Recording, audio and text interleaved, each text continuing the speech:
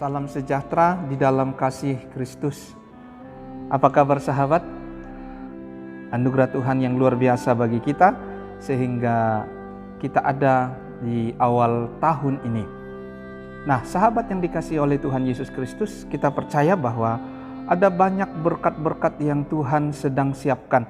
Ada banyak berkat yang sedang menunggu yang ada di depan kita. Ada berkat-berkat yang Tuhan sedang siapkan. Karena itu, mari raih berkat itu. Meskipun di tengah-tengah situasi yang sulit, meskipun di tengah-tengah kondisi yang sangat berat hari-hari ini, tetapi percayalah bahwa Tuhan sedang menyiapkan berkat yang terbaik bagimu. Kali ini sahabat, kita akan membahas tentang berkat Tuhan bagi yang hidup menurut ketetapan Tuhan. Berkat Tuhan bagi orang yang hidup dalam ketetapannya.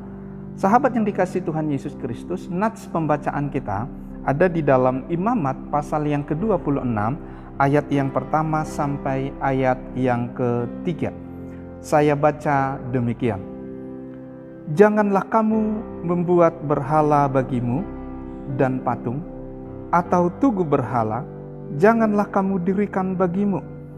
Juga batu berukir, janganlah kamu tempatkan di negerimu untuk sujud menyembah kepadanya, sebab akulah Tuhan Allahmu.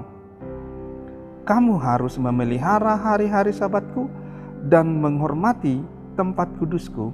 Akulah Tuhan. Jikalau kamu hidup menurut ketetapanku dan tetap berpegang pada perintahku serta melakukannya. Sahabat yang dikasihi oleh Tuhan Yesus Kristus, ternyata ketika bangsa Israel sedang dalam perjalanan dari Mesir menuju tanah Kanaan, maka sebelum mereka sampai di sana, sebelum bangsa Israel sampai di tanah Kanaan, tanah yang dijanjikan oleh Tuhan bagi mereka, tanah yang disiapkan Tuhan untuk bangsa Israel, tanah yang makmur, subur, berlimpah-limpah susu dan madu di sana. Ternyata ketika masih di perjalanan, Tuhan sudah berjanji kepada mereka bahwa ada berkat-berkat yang sedang menunggu. Ada berkat-berkat yang Tuhan sedang siapkan bagi mereka sebelum mereka sampai di sana. Jadi janji itu Tuhan nyatakan kepada mereka sebelum bangsa Israel sampai di tanah Kanaan. Tetapi ada tuntutan daripada Tuhan untuk dilakukan oleh mereka. Apa itu? Tuntutan daripada Tuhan adalah untuk mereka hidup di dalam ketetapan-ketetapannya Tuhan. Untuk bangsa Israel itu selalu berada hidup di dalam ketetapan-ketetapan yang Tuhan buat. Memang karakter bangsa Israel mereka susah untuk diatur. Bangsa Israel itu dicatat di dalam sejarah Alkitab, mereka itu bangsa yang gampang bersungut-sungut, bangsa yang sangat-sangat mudah terpengaruh. Oleh karena itu Tuhan membuat ketetapan, dan di dalam ketetapan itu ada bonus, ada janji berkat yang Tuhan siapkan bagi mereka. Tetapi kuncinya adalah hidup di dalam ketetapan-ketetapan Tuhan. Hidup bukan hanya tahu tentang ketetapan itu. Hidup yang dimaksud adalah melakukan ketetapan-ketetapan itu. Bukan hanya sekedar tahu, tetapi melakukan apa yang ditetapkan oleh Tuhan. Pertanyaannya sahabat, apa ketetapan Tuhan sehingga berkat itu menjadi bahagian milik mereka? Ada dua bagian besar yang akan kita lihat pada hari ini. Yang pertama adalah ketetapan apa yang Tuhan sampaikan, lalu berkat apa yang Tuhan siapkan bagi yang melakukan ketetapan-ketetapan itu. Dan saya percaya bahwa ada berkat-berkat yang sedang Tuhan siapkan bagi saudara dan saya. Oke. Apa ketetapan yang Tuhan sampaikan untuk dilakukan oleh bangsa Israel? Yang pertama, ketetapan Tuhan bagi mereka bahwa mereka tidak boleh menduakan Tuhan. Mereka tidak boleh membuat berhala. Dalam ayat yang pertama, janganlah kamu membuat berhala bagimu dan patung atau tugu berhala. Janganlah kamu dirikan bagimu juga batu berukir. Janganlah kamu tempatkan di negerimu untuk sujud menyembah kepadanya. Sebab akulah Tuhan Allahmu. Sahabat yang dikasihi oleh Yesus Kristus, Tuhan kita itu Tuhan yang tidak mau diduakan.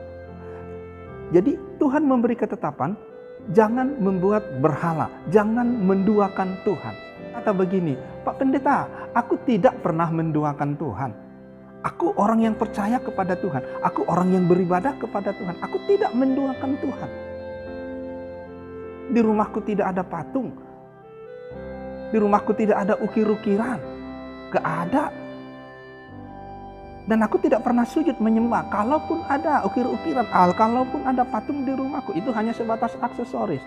Sahabat yang dikasihi oleh Tuhan Yesus Kristus, menduakan Tuhan, memberhalakan, bukan hanya kalau ada patung lalu kita sujud menyembah di sana. Bukan. Ketika sesuatu kita buat lebih daripada Tuhan, apakah itu harta kita, apakah itu jabatan kita, atau apapun itu yang kita buat lebih daripada Tuhan, kita membuat nilainya lebih daripada Tuhan, penghormatan kita ke situ lebih daripada kepada Tuhan, itu artinya sahabat, engkau sedang memberhalakan atau menduakan Tuhan. Jadi sahabat yang dikasihi oleh Tuhan Yesus Kristus, tanpa sadar seringkali kita menduakan Tuhan. Tanpa sadar seringkali kita memberhalakan, apakah itu pekerjaan kita, apakah itu harta kita, atau jabatan kita, atau apapun itu yang kita buat lebih daripada Tuhan, itu memberhalakan.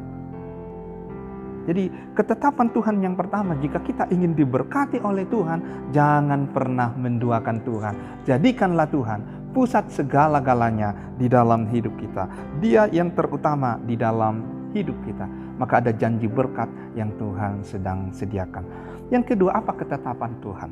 Dalam ayat yang kedua, kamu harus memelihara hari-hari Sabatku. Kamu harus memelihara hari-hari Sabatku. Sahabat, Tuhan sedang mempersiapkan berkat bagi kita. Tuhan sedang mempersiapkan sesuatu bagi kita di perjalanan kehidupan kita ke depan. Sama seperti bangsa Israel yang Tuhan sedang siapkan berkat bagi mereka. Tetapi kita harus memelihara hari Sabat. Kita harus memelihara hari di mana kita harus bersekutu dengan Tuhan. Atau dengan kata lain, beribadah kepada Tuhan. Salah satu bukti bahwa kita tidak menduakan Tuhan adalah kita beribadah kepada Tuhan. Kita harus menghormati harinya Tuhan.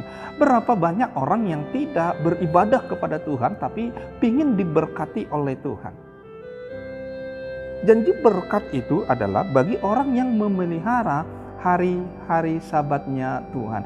Memelihara hari-hari pertemuan dengan Tuhan. Jadi saudara, kalau saudara ingin diberkati oleh Tuhan, kalau sahabat ingin diberkati oleh Tuhan, maka beribadahlah kepada Tuhan. Yang ketiga, apa ketetapan Tuhan? Yang ketiga, ayat yang kedua masih. Kamu harus memelihara hari-hari Sabatku dan menghormati tempat kudusku, akulah Tuhan. Sahabat, ternyata ketetapan Tuhan yang ketiga adalah menghormati tempat kudusnya Tuhan. Menghormati rumah Tuhan. Ada orang berkata begini, aku orang yang setia berdoa. Aku orang yang rajin berdoa. Tetapi rasanya kok berkat itu jauh daripadaku. Seolah-olah tidak diberkati oleh Tuhan.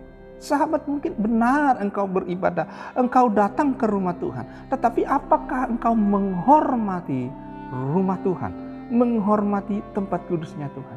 Terlalu banyak orang yang menganggap sepele akan hal ini, dan itu akan menjadi penghalang akan berkat yang akan Tuhan limpahkan bagimu. Pendeta, aku tidak macam-macam di rumah Tuhan. Aku datang duduk, aku datang dengar firman Tuhan, aku datang beribadat dengan baik-baik. Gak ada yang salah. Sahabat, salah satu bukti menghormati tempat kudusnya Tuhan adalah, ini salah satu, ketika kita datang dengan hati yang tulus, ikhlas menghadap Tuhan, itu salah satu bukti, itu salah satu contoh kita menghormati tempat kudusnya Tuhan. Ibrani pasal 10 ayat yang ke-22 berkata demikian. Ibrani pasal 10 ayat 22 berkata demikian. Karena itu, marilah kita menghadap Allah dengan hati yang tulus ikhlas dan keyakinan iman yang teguh.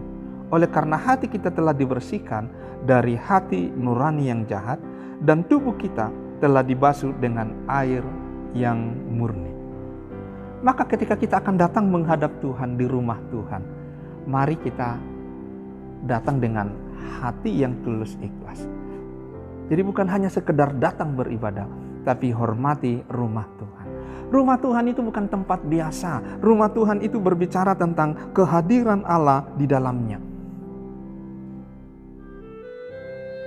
Kemah suci bagi bangsa Israel itu merupakan kehadiran Allah, tempat kehadiran Allah.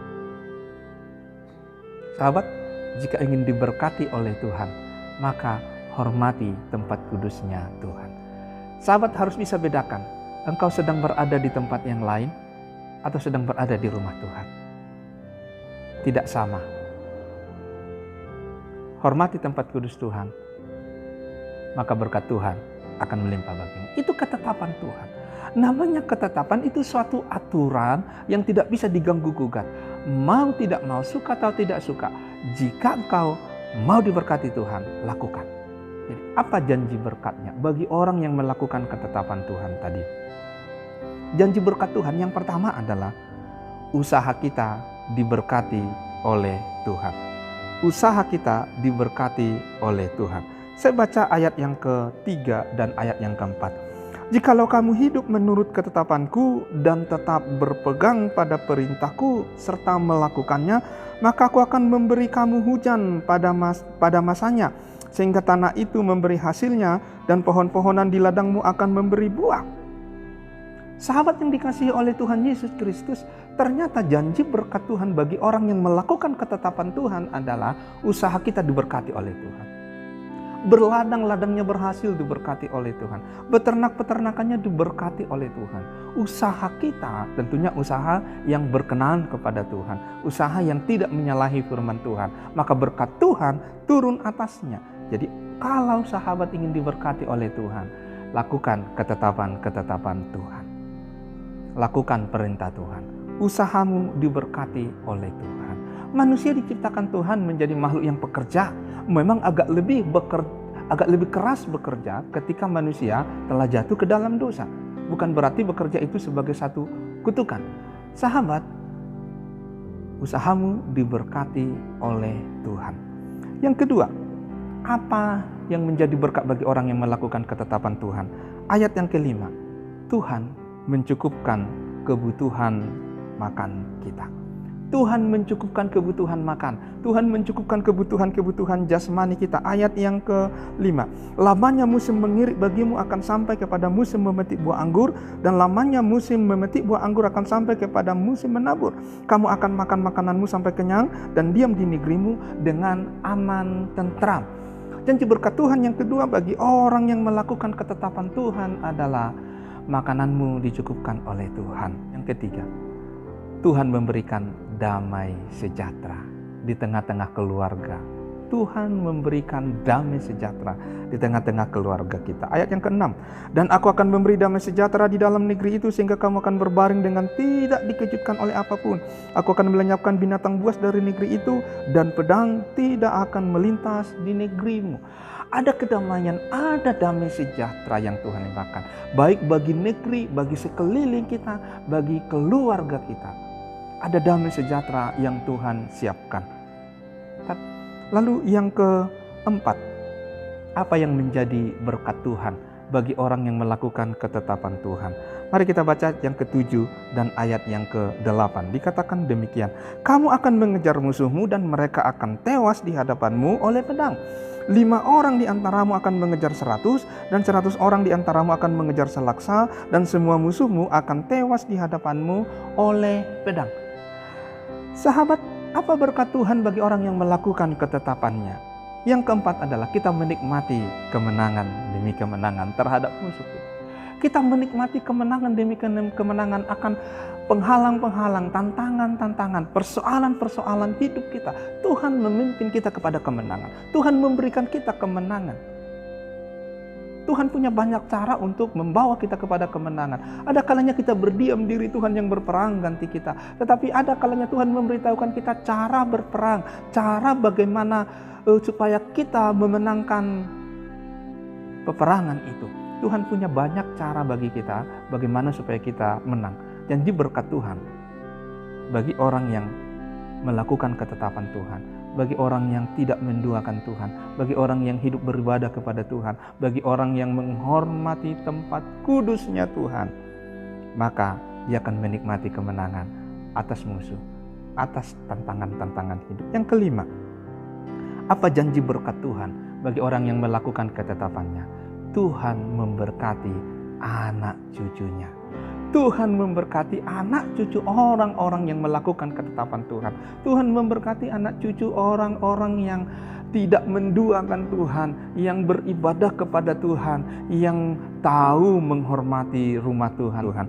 Mari kita lihat ayat yang ke-9 dan 10. Dan aku akan berpaling kepadamu dan akan membuat kamu beranak cucu serta bertambah banyak, dan aku akan meneguhkan perjanjianku dengan kamu. Sahabat yang dikasihi oleh Tuhan Yesus Kristus, mungkin kita tidak bisa mewariskan harta yang banyak, mewariskan deposito yang banyak, kita tidak mewarisi sesuatu kepada anak-anak kita yang berupa materi, kekayaan dan sebagainya.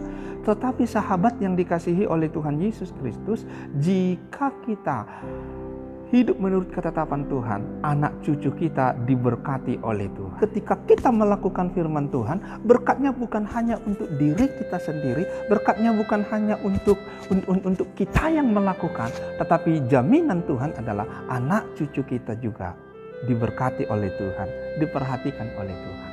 Sahabat yang dikasihi oleh Tuhan Yesus Kristus, berkat bagi orang yang melakukan ketetapan Tuhan adalah anak cucunya diberkati oleh Tuhan. Yang terakhir, apa yang menjadi berkat bagi orang yang melakukan ketetapan Tuhan? Tuhan hadir dan menyertai kita. Dalam ayat yang ke-11 sampai ayat yang ke-13,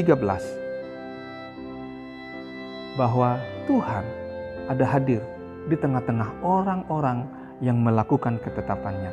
Tuhan menyertai dan hadir di tengah-tengah hidup orang yang tidak menduakan Tuhan atau mengutamakan Tuhan. Dia hadir di dalam hidup orang yang tahu beribadah kepada Tuhan. Dia hadir dan menyertai dalam hidup orang-orang yang menghormati rumah Tuhan. Sahabat yang dikasihi oleh Tuhan Yesus Kristus, saya percaya bahwa berkat-berkat ini Tuhan sedang siapkan bagi kita. Tapi tadi, jika kita mau hidup menurut ketetapan-ketetapannya Tuhan. Sahabat, raihlah berkat-berkat Tuhan. Berkat yang Tuhan sedang siapkan bagimu di sepanjang hari-hari yang ada di hadapanmu. Ketika kita hidup di dalam ketetapan Tuhan itu, maka berkatnya melimpah atas hidup kita. Selamat meraih berkat Tuhan. Tuhan Yesus memberkati. Amin.